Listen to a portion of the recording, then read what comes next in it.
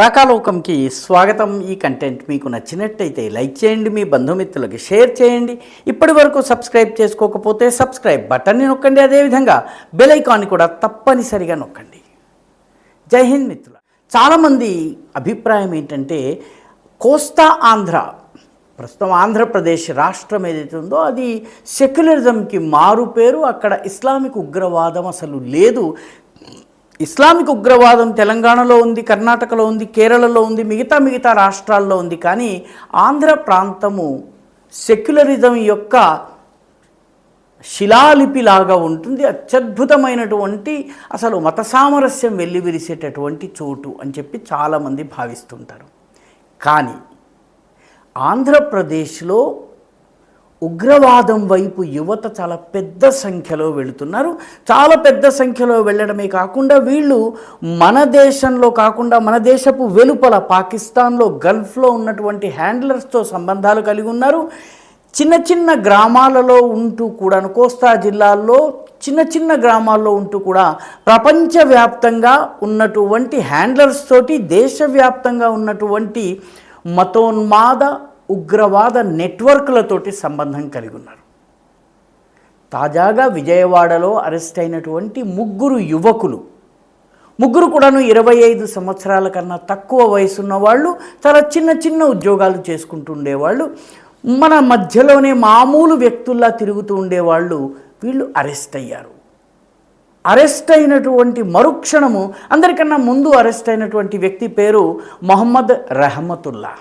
ఈ రెహమతుల్లా వించ్పేట, విజయవాడలోని వించ్పేటలో ఉంటాడు. అతని దగ్గరికి వెళ్ళగానే, పోలీసులు వెళ్ళగానే నన్ను అరెస్ట్ చేయడానికి వచ్చారని నాకు తెలుసు, నేను సోషల్ మీడియాలో నా యాక్టివిటీని చూసి మీరు వచ్చారని నాకు తెలుసు అని చాలా నిబ్బరంగా అన్నాడంటే ఉగ్రవాద కార్యకలాపాల్లో పాల్గొనడమే కాదు, ఈ పాల్గొంటే ఏ పరిణామాలు సంభవిస్తాయో కూడా అతనికి పూర్తి అవగాహన ఉంది. ఆ తర్వాత పోలీసులు అబ్దుల్ రజాక్ వీధిలో ఉన్నటువంటి మీర్జా సోహైల్ బేగ్ని అరెస్ట్ చేశారు. రెహమతుల్లా వాస్తవానికి ర్యాపిడో, ఓలా, ఉబర్ నడుపుకునేటటువంటి వ్యక్తి. ఈ మీర్జా సోహైల్ బేగ్ ఒక బిర్యానీ సెంటర్లో క్యాష్ హ్యాండిల్ చేస్తూ ఉంటాడు. మూడో వ్యక్తి విజయవాడ దాటగానే వచ్చిండు. విజయవాడలోని భాగమైనటువంటి భవానీపురంలో ఉన్నటువంటి మహమ్మద్ దానిష్ని అరెస్ట్ చేశారు. ఇతను ఆటోనగర్లో చిన్న ఉద్యోగి. అంటే విజయవాడలోని ఒక కొస నుంచి ఆటోనగర్ ఇంకొక కొసకి వెళ్ళేటటువంటి వ్యక్తి. వీళ్ళు ముగ్గురు అరెస్ట్ అయ్యేటప్పటికీ అందరికీ ఒక్కసారిగా ఆశ్చర్యం కలిగింది. సాధారణ యువకుల్లా కనిపించే వీళ్ళందరూ కూడా ఏం చేస్తున్నారు? వీళ్ళందరూ కూడాను ఒక గ్రూపు ఫారం చేశారు, ఒక సోషల్ మీడియా గ్రూప్ను ఫారం చేశారు. దాని పేరు Al Malik Islamic Youth. Al Malik Islamic Youth 2 ఉగ్రవాద సంస్థలతో ఉన్నటువంటి హ్యాండర్స్తో దీనికి సంబంధాలు ఉన్నాయి. ఒకటి Al Qaeda in Indian subcontinent, ఇది పూర్తిగా పాకిస్తాన్ కనుసన్నల్లో నడిచేటటువంటి సంస్థ. రెండవది Islamic State of Khorasan Province, ISKP అంటారు. ఈ సంస్థ ఆఫ్ఘనిస్తాన్లో పాకిస్తాన్ ప్రయోజనాలు కాపాడేటటువంటి సంస్థ. ఈ 2 సంస్థలతో వీళ్ళు ముడిపడున్నారు. కేవలము ఈ రెహమతుల్లా, సోహైల్ బేగ్, అదేవిధంగా దానిష్లు మాత్రమే కాదు, మార్చి 25న 12 రాష్ట్రాల్లో ఏకకాలంలో దాడులు జరిగినాయి. బీహార్లో, ఢిల్లీలో, కర్ణాటకలో, మహారాష్ట్రలో, రాజస్థాన్లో, తెలంగాణలో, పశ్చిమ బెంగాల్లో దాడులు జరిగినాయి. ఈ దాడుల్లో 12 మంది అరెస్ట్ అయ్యారు. ఈ 12 మంది కూడాను ఈ అల్ మాలిక్ ఇస్లామిక్ యూత్ ద్వారా ఫారెన్ హ్యాండ్లర్స్తో సంబంధం కలిగి ఉన్నారు. బాంబులు తయారు చేయటము, ఉగ్రవాద ప్రచారం చేయటము, రాడికలైజ్ చేయటము, యువకుల్ని ఉగ్రవాదం వైపు మళ్లించటం, ఈ పనంతా వీళ్ళు చేస్తున్నారు. ఇదేదో యథాలాపంగా జరిగింది కాదు. ఆంధ్ర ప్రాంతంలో, ఈ ఆంధ్రప్రదేశ్లో ఇటువంటి కార్యకలాపాలు చాలా విస్తృతంగా జరుగుతున్నాయి. మే 2025లో ఉత్తర కొసన ఉన్నటువంటి విజయనగరంలో 2 అరెస్ట్ అయ్యారు. ఒకరు సిరాజుల్ రెహమాన్, మరొకరు సయ్యద్ సమీర్ సాఫ్ట్వేర్ ప్రొఫెషనల్. వీళ్ళిద్దరూ కూడాను బాంబులు తయారు చేయడానికి కావలసినటువంటి సామగ్రిని తయారు చేసి విజయనగరం, శ్రీకాకుళం వంటి ప్రాంతాల్లో పేలుళ్లను నిర్వహించాలని ప్రయత్నించారు. అంటే అంత పెద్ద ఎత్తున వీళ్ళు ప్లాన్ చేయటం జరిగింది. ఈ కేసులో ఈ సంవత్సరం ఫిబ్రవరి 2026లో ఢిల్లీలో మరో ఇద్దరు వీళ్ళతో సంబంధం ఉన్న ఇద్దరు అరెస్ట్ అయ్యారు. ఒకటి పేరు ఆరిఫ్ హుస్సేన్, ఇంకొకటి పేరు ఆరిఫ్ హుస్సేన్ అలియాస్ అబూ తాలిబ్. మరొక వ్యక్తి అరెస్ట్ అయ్యాడు, వాడి పేరు ఇమ్రాన్ అక్రమ్. వీళ్ళిద్దరూ ఢిల్లీలో అరెస్ట్ అయ్యారు. అంటే విజయనగరంలో చిన్న ఉద్యోగాలు చేసుకునే వాళ్లకు సంబంధము ఢిల్లీలో ఉన్న వాళ్ళతో ఉంది. విజయవాడలో అరెస్ట్ అయినటువంటి ముగ్గురికి రాజస్థాన్, బీహార్, ఢిల్లీ, కర్ణాటక, మహారాష్ట్ర, పశ్చిమ బెంగాల్, అదేవిధంగా రాజస్థాన్లతో ఢిల్లీలతో సంబంధం ఉంది. అంటే నెట్వర్క్ ఎంత డీప్గా ఉందో ఒక్కసారి మనము అర్థం చేసుకోవాలి.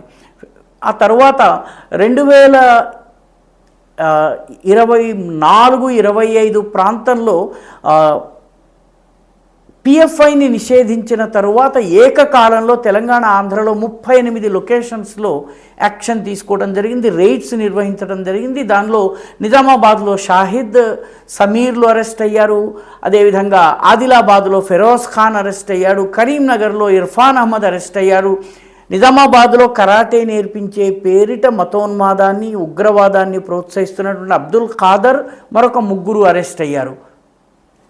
ఆంధ్రలో నంద్యాల ప్రాంతంలో యూనుస్ అనేటటువంటి ఉగ్రవాది అరెస్ట్ అయ్యారు. పిఎఫ్ఐతో సంబంధం ఉన్నటువంటి వ్యక్తి, పిఎఫ్ఐ నిషేధిత సంస్థ కాబట్టి, ఆ సంస్థ సభ్యుడు కాబట్టి అతను అరెస్ట్ అయ్యాడు. ఆత్మకూరులో కూడాను జరిగినటువంటి ఘర్షణలకి పిఎఫ్ఐ కారణమని చెప్పి పోలీసులు ఇప్పుడు తేల్చారు. బుచ్చిరెడ్డిపాలెం, నెల్లూరులో ఇలియాస్ అరెస్ట్ అయ్యాడు. ఆపరేషన్ సింధూర్ తరువాత లెక్క తీస్తే 21 మంది పాకిస్తానీలు ఆంధ్ర ప్రాంతంలో ఉంటున్నారు. గత సంవత్సరం కడప జిల్లా లోపల, అవిభక్త కడప జిల్లా లోపల కోయంబత్తూరు పేలుళ్ళు 1998లో జరిగినటువంటి కోయంబత్తూరు పేలుళ్ళ నిందితులు, ఆ తరువాత బెంగళూరులో ఉన్నటువంటి మల్లేశ్వరం ప్రాంతంలో బీజేపీ కార్యాలయం పైన జరిగిన దాడిలో, బాంబు దాడిలో నిందితులైనటువంటి మహమ్మద్ అలీ, సాదిక్ అలీని ఇద్దరు టైలర్లుగా ఉంటున్నారు, లేకపోతే మాంసం అమ్ముకునే వాళ్ళుగా ఉంటున్నారు.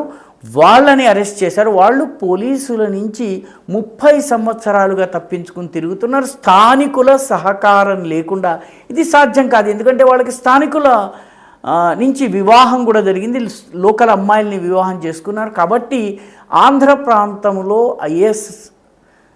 ఐఎస్ఐ అడుగుజాడలు కానీ ఇస్లామిక్ ఉగ్రవాదపు అడుగుజాడలు లేవు అని ఎవరన్నా భావించినట్టయితే అది పొరపాటు అవుతుంది. విజయవాడలో అరెస్ట్ అయినటువంటి ఈ ముగ్గురి కథ, దాని తర్వాత తీగలాగితే డొంకంత కదిలినట్టు దేశవ్యాప్తంగా అరెస్ట్ అయినటువంటి 12 మంది, కొద్ది రోజుల క్రితమే అరెస్ట్ అయినటువంటి వివిధ ప్రాంతాల్లో అరెస్ట్ అయినటువంటి వ్యక్తులు, విజయనగరం సంఘటన, ఇవన్నీ చూసినట్లయితే చాలా పెద్ద కుట్ర జరుగుతోంది. మతోన్మాదం పెచ్చరిల్ల చేసేందుకు, ఉగ్రవాద దాడులు జరిగేందుకు వీళ్ళంతా కూడా ఇంప్రొవైజ్డ్ ఎక్స్ప్లోజివ్ డివైజెస్ తయారు చేసేటటువంటి శిక్షణ పొందుతున్నారు. ఢిల్లీలో ఇటీవలే అల్ఫలా యూనివర్సిటీలో డాక్టర్లుగా పనిచేస్తున్న వాళ్ళ నెట్వర్క్ మొత్తము బయటపడ్డ తరువాత మొత్తం ఉత్తరాదిని ధ్వంసం చేయడానికి కావలసినంత అమోనియం నైట్రేట్ పేలుడు పదార్థం దాదాపు 2800 కిలోలు వాళ్ళు దాచిపెట్టారు. కాబట్టి దేశవ్యాప్తంగా ఇస్లామిక్ ఉగ్రవాదం పేరిట ఏదైతే రాడికలైజేషన్ జరుగుతోందో, పేలులు నిర్వహించాలన్న ప్రయత్నం జరుగుతుందో, దాని పట్ల మనందరం కూడాను జాగరూకతతో ఉండవలసిన అవసరం ఉంది.